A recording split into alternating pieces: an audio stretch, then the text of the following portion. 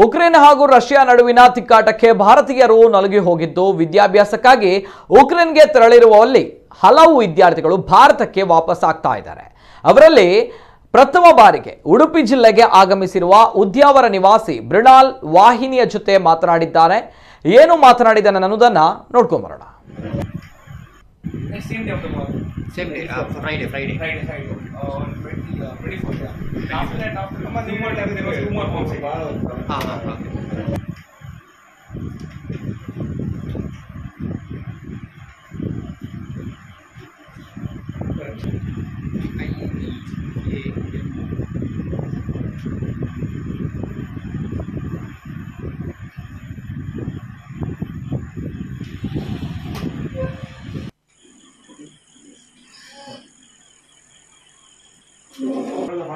ಅಂದ್ರೆ ನೀವು ಮೊದಲು ಬರ್ಲಿಕ್ಕೆ ನಿಮ್ಮ ಏಜೆಂಟ್ ಕಾರಣ ಆದ್ರೆ ಹೇಗೆ ಅಂತ? ನಾವು ಮೊದಲು ಬರ್ಲಿಕ್ಕೆ ನಮ್ಮ ಏಜೆಂಟ್ ಏನು ಕಾರಣವಿಲ್ಲ. ನಾವಂದ್ರೆ ನಾವು ಆ ಏಜೆಂಟ್ ಕಾರಣ ಅಂತ ಹೇಳ್ಬೋದು. ಅಂದ್ರೆ ಆದ್ರೆ ನಮ್ಮನ್ನು ಅಲ್ಲಿಂದ ಓಡಿಸ್ತಾರೆ ಹಾಸ್ಟೆಲ್. ನೀವು ನಮ್ಮ ಹಾಸ್ಟೆಲ್ ಇರೋದು ಬೇಡ, ನಾನು ಯಾರ ರೆಸ್ಪಾನ್ಸಿಬಿಲಿಟಿ ತಗೊಳ್ಳೋದಿಲ್ಲ.